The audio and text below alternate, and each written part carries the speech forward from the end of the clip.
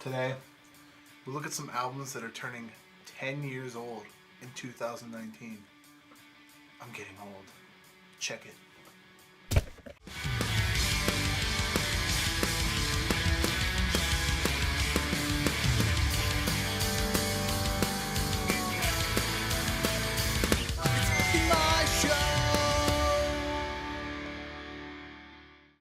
With the coming of the new year comes anniversaries, holidays, and this and that. This and that usually means you look back on things and go, wow, it's been that long. Usually for me, it's albums. I don't realize how many albums are turning 10, 20, 30 years old, and I still listen to the damn things. Sometimes movies, I look back on movies and I'm like, wow, the actor's really that old? They were really that young when they put out that movie 2 years before I was born? And then you get kind of sad sometimes and you go, wow, they've been dead that long. Anyways, we're going to look at some albums today that turned a decade old. And here they are, in no particular order, and they're all pop punk albums. But first, with a few honorable mentions. Yeah, these albums have also turned 10 years old. They're just not on the top 10 list. The other ones are gonna blow your mind, but these ones are just kind of like, they're there. Hey, they're albums, they're cool. The first one, Weezer's RADITUDE. The 7th studio album released by Weezer on November 3rd of 2009, which was the follow-up to the Beverly Hills album, the one where, you know, they had that single, Beverly Hills. But this album had the song, I Want You To. I'm not going to play it because I don't want to get a copyright strike, so just go check it out. Take It Back Sunday's New Again. This was the first album that they did without guitarist Fred Mascherino, who you might know from another band called The Color Fred, which was released on June 2nd, 2009. This album had a new guitarist and the single Sink Into Me. AFI's Crash Love. This is the 8th studio album. Pretty crazy. 8th studio album from AFI, which was released on September 29th, 2009 and was a follow-up to December Underground, one of their most popular albums. Mine will always be Sing the Sorrow. Always. Always going to be Sing the Sorrow. This is the first album where they kind of went full-fledged electronic pop rock and kind of, you know, gave their old punk rock, hardcore punk roots more of a backseat to this album. Wasn't my favorite, but hey, it came out 10 years ago. Pretty insane. Newfound Glory's Not Without a Fight. This was NFG's 6th studio album, released on March 10th, 2009, and produced by none other than Blink-182's Mark Hoppus. In his own home studio, OPRA Studios. Opera, I think that's what it is. I'm going to go with Opera Studios. Opera. There's no H there though. Whatever. It's Opera Studios. This is also the last album that they did with the rhythm guitarist, Steve Klein, before all of those charges and stuff happened and they dropped him. And then no one ever heard from him again. If you want to know what happened, Google it. Google it. Let's get into the list now. Those were just honorable mentions. So here's the list. All Time Low's Nothing Personal. I know, can't hardly believe it either. The 3rd studio album from All Time Low. The band started writing for this album in May of 2008, and then by November they revealed that they'd be recording the actual record in the wintertime. The guys had Matt Squire and Butch Walker on the majority of the record as producer, engineer, with Tom Lord mixing the majority of the record. If you don't know what album this is the album that Weightless came on, which was the first single from this record, and dropped back in March of 2009. Which is kind of a huge breakthrough for the guys, because later that year they had a huge support tour slot with Fall Out Boy. And while nothing will be more iconic than their first album, So Wrong, It's Right, which is terrible because it was released back in 2007, over 10 years ago. The album still had all the vibe that So Wrong did, without hopping over that super pop regurgitated fence. Say Anything's self-titled album, a 4th studio release from these guys. 4 studio albums, which was released through RCA Records in October of 2009. What am I saying? But was delayed until November 3rd. The album had a lot of delays, teasing, and mystery surrounding it. Even as early as 2007, Max and Kobe of Say Anything said they were working on new material, while they were working with Chris Connolly of Save the Day on his side project called Two Tongues. And then randomly they said to everyone, hey, we're done. We're recording this record. We're done doing the Say Anything album. And then everyone was like, what? And then they just didn't release it for a while. And then they ended up releasing a single from it. The first single was Hate Everyone. But the second one was the one that I think everyone remembers the more of the two, which was the song Do Better. That song came out in 2009, 10 years old. The album's actual release was kind of dope. It had a deluxe edition to it with a bunch of cool collectibles that you can get if you order the deluxe edition, which was like a vinyl, LP, and a 9-track demo to all of the tunes that were, 9 tracks of the 12 or 13 that were on the record. And even an iron-on decal and some cool little intricates like that. Matt and Kim's Grand album is his second studio release album from the band. The album was released in January of 2009 and was entirely recorded in the band's Vermont home. The name Grand actually came from Grand Street, which is the street that their house is on. I don't know if they still live there or not. And I hope they didn't have any neighbors. It's a lot of recording, especially her drum parts. The first single for the album was Lessons Learned. And it's the one where it shows them getting out of the cab on Times Square, and then slowly both of them are throwing their clothes off and stripping naked and running down the middle of the street in New York until they're both completely naked, and then they get tackled by police. And then Kim runs away from police and then runs out into the middle of the road and then gets hit by a bus. And then that's the end of the music video. That's the music video. The one that I most remember, though, is the song Daylight, which I didn't see the music video first. I actually saw it on a Bacardi commercial, and I was like, that sound, I can't talk today.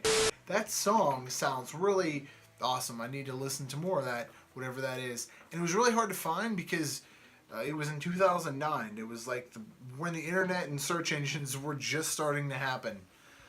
So you really had to like buckle the fuck down and find something if you really wanted to find it. Luckily I did, and it was this album. Speaking of really finding albums and really getting found, was this next one is Owl City's Ocean Eyes. This album is Owl City's second album and arguably their breakthrough album for the synth pop infused pop punk band that's Owl City. The album was released in June of 2009.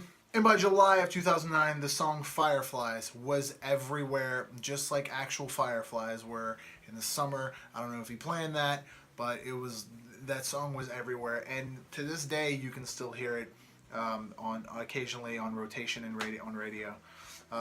It's pretty crazy. I actually didn't know this until I looked this up, that Matt from Reliant K actually sang on some of this record, including the song Fireflies, as well as the tunes Caves In, Tidal Waves, and the tune The Bird and the Worm, not to be confused with The Bird is the Word or The Bird and the Worm by The Used. Like I said, the song is super infectious and can still be heard pretty much on rotation. At least once a month I'll hear it on the radio somewhere.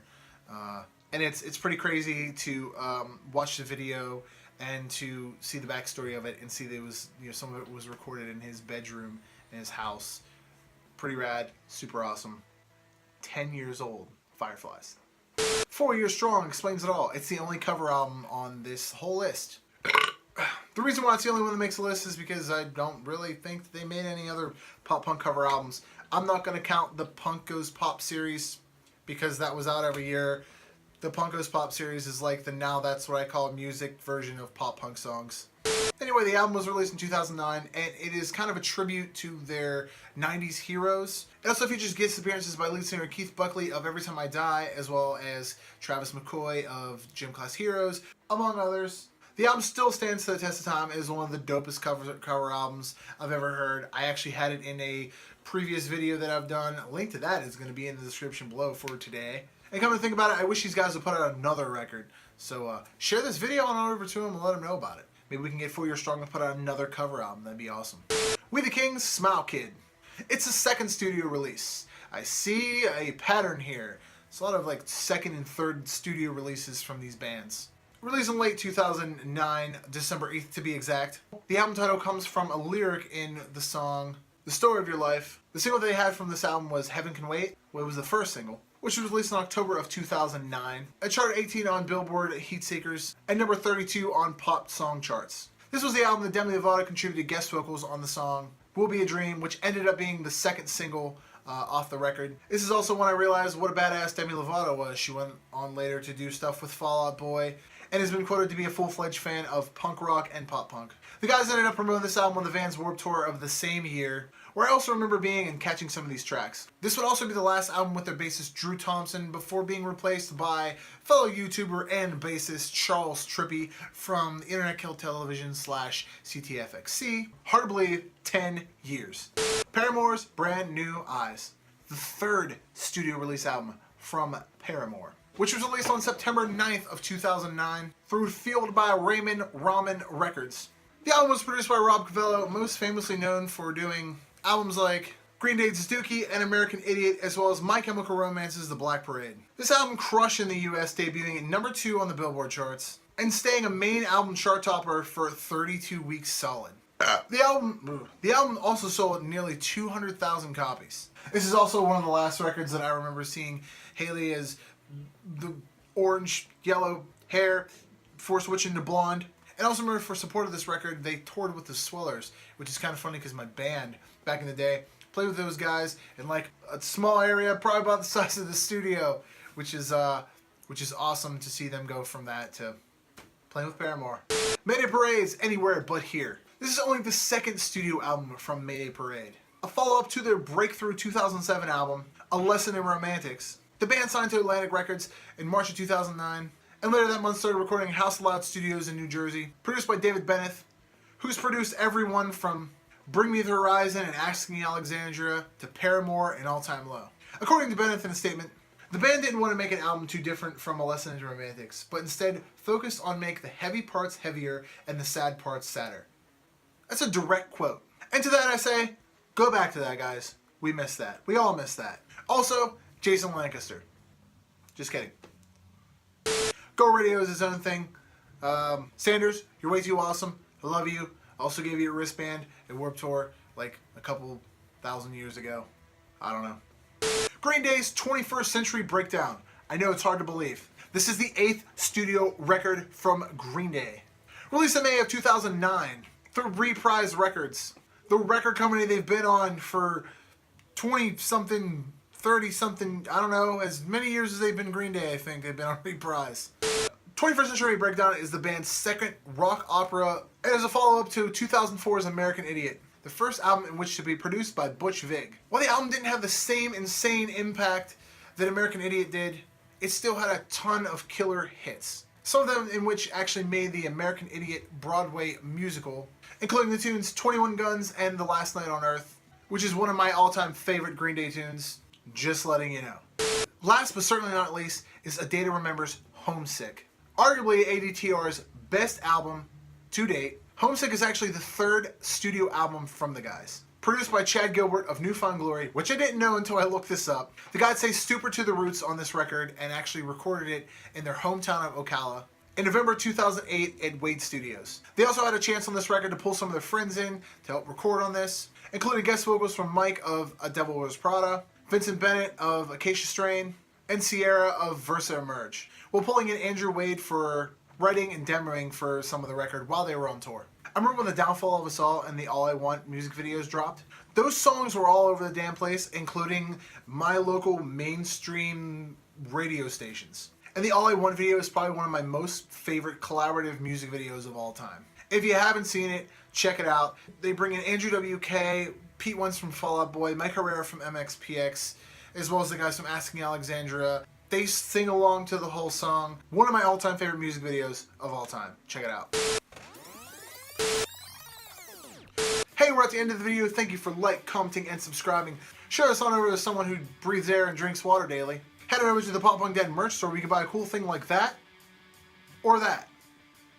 It helps the channel out, and it also lets me know that you love me. Check me out on my IG, my FB, and my Twitter at the Pop Punk Dad. And you can also check out this new thing I'm doing called a podcast. I have the Pop Punk Dadcast, which I'm doing I think weekly now. I don't know. Which I have on SoundCloud and iTunes right now, so look it up. It's the Pop Punk Dadcast. Link to that is down in the description below, and everything else that I talked about. Throw me a bone on down in the comments on what you want to see next. And above all else, stay Pop Punk. Later!